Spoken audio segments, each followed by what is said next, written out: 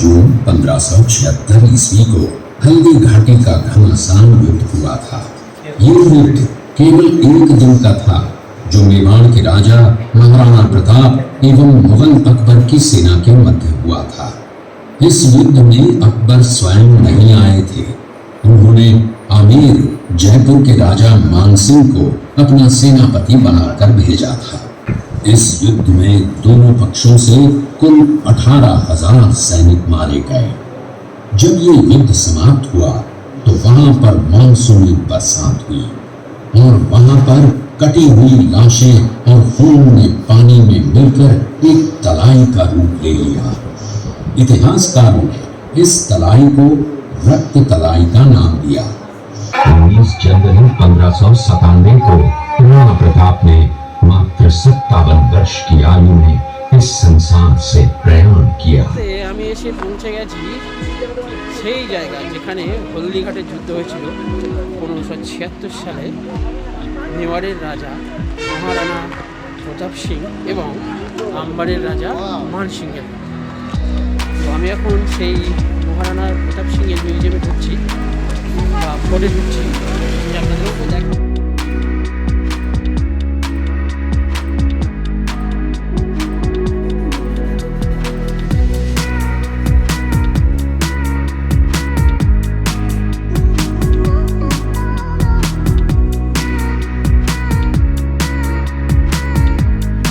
একটা গল্প আছে, গল্পটা হলো এখানকার মাটি নাকি ডার্ক, সেটার কারণ লোকাল পাবলিক বলে এখানে যে যুদ্ধ 1576 যে হলদিঘাটের যুদ্ধ হয়েছিল, সেই যুদ্ধে এত রক্ত বেরিয়েছিল, সেই রক্তের নাকি এখানকার মাটি ডার্ক ইয়েলো হয়ে যায়।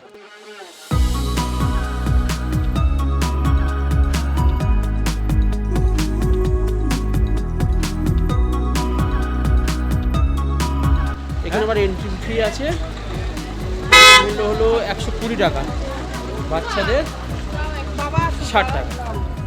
চলো টিকিট কেটে আমরা ঢুকে পড়লাম মিউজিয়ামের মধ্যে। 4, 5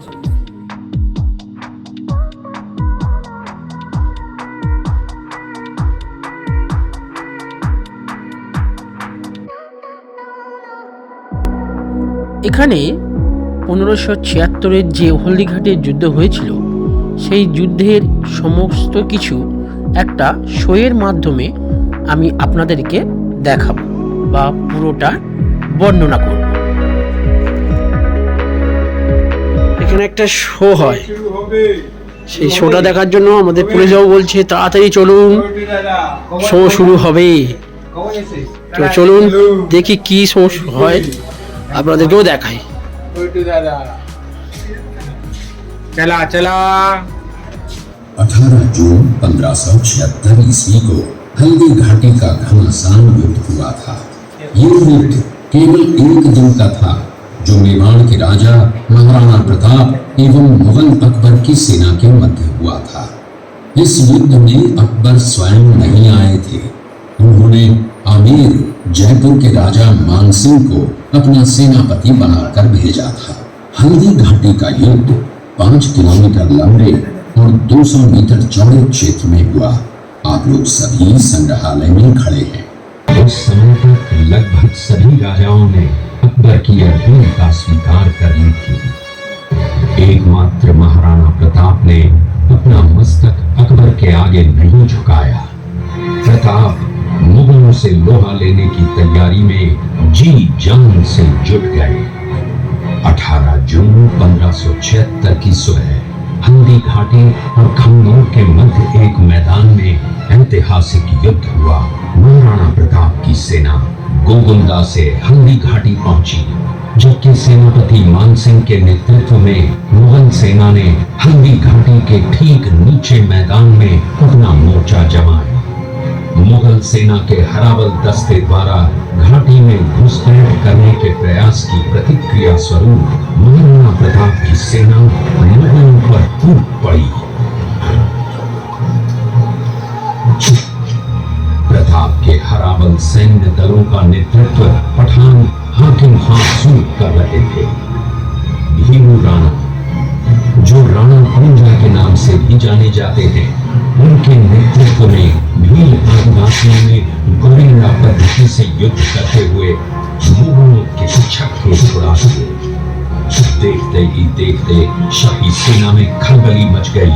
रक्त तलाई घोड़ों की टापों, हाथियों की चंगारों और तलवारों की झंकारों से गूंज उठी। चारों तरफ हाहाकार मच गया। युद्ध का घटनाक्रम अचानक उस समय बदल गया जब प्रताप ने अपने घोड़े चेतक को एड़ लगाकर मानसिंह के हाथी पर चढ़ा दिया और उस पर भाले से भरपूर वार किया। मानसिंह हौदे में दुबक गया। हाथी से उतरते समय चेतक की एक टांग कट गई। इस स्थिति को भांपकर महाराणा प्रताप के हमशक्ल सेनापति झालामान ने महाराणा प्रताप से आज्ञा लेकर उनका राजमुकुट धारण किया। मुगल सेना झालामान को महाराणा प्रताप समझकर इन पर टूट पड़ी और झालामान शहीद हो गए। उधर चेतक ने अपने स्वामी को 5 किलोमीटर तक 3 टांगों पर ही लेकर एक बरसाती नाले को पार किया। उसके पश्चात उसके प्राण पखेरु उड़ गए। बनास नदी के पास समतल मैदान में 7 घंटे का भयानक युद्ध हुआ। इस युद्ध में दोनों पक्षों से कुल 18,000 सैनिक मारे गए। जब ये युद्ध समाप्त हुआ तो वहां पर मानसूनी बरसात हुई और वहां पर कटी हुई लाशें और खून ने पानी में मिलकर एक तलाई का रूप ले लिया। इतिहासकारों ने इस तलाई को रक्त तलाई का नाम दिया। इस युद्ध में ग्वालियर का एक पूरा राज परिवार, जिसमें राजा रामशाह तंवर और उनके दोनों पुत्र थे, शहीद हो गया। यहीं पर एक बगीचा बनाया हुआ है और जो इस युद्ध में शहीद हुए थे उनके स्मारक इसी बाग में बने हुए हैं। संग्रहालय से 200 मीटर की दूरी पर चेतक की समाधि है, जहां पर महाराणा प्रताप के स्वामी भक्त घोड़े चेतक को दफनाया गया था। यहां से 2 किलोमीटर की दूरी पर हल्दी घाटी दर्रा है। इस दर्रे की विशेषता है कि यहाँ की प्राकृतिक मिट्टी व पत्थरों का रंग हल्दी जैसे पीले रंग का है। इस युद्ध से महाराणा प्रताप के मन पर गहरा प्रभाव पड़ा।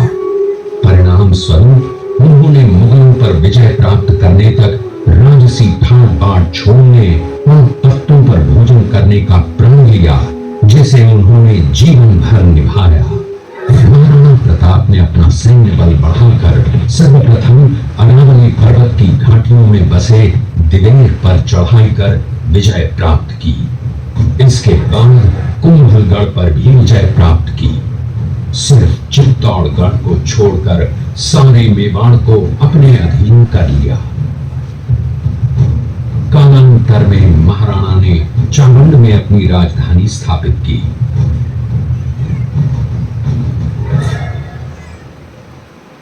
19 जनवरी 1597 को राणा प्रताप ने मात्र 57 वर्ष की आयु में इस संसार से प्रयाण किया।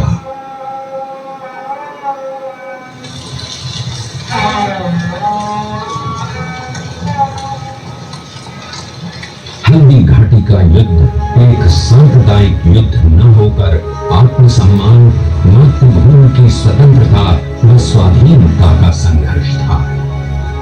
इसका प्रमाण यह है कि जहां पर अकबर की सेना के सेनापति जयपुर के राजा मानसिंह थे, वहीं पर महाराणा प्रताप की सेना के सेनापति काबुल के हाकिम खान सूद थे। যে যুদ্ধ হয়েছিল সেই যুদ্ধের কিছু চিত্র তুলে দেওয়া রয়েছে এখানে আপনারা দেখতে পাচ্ছেন।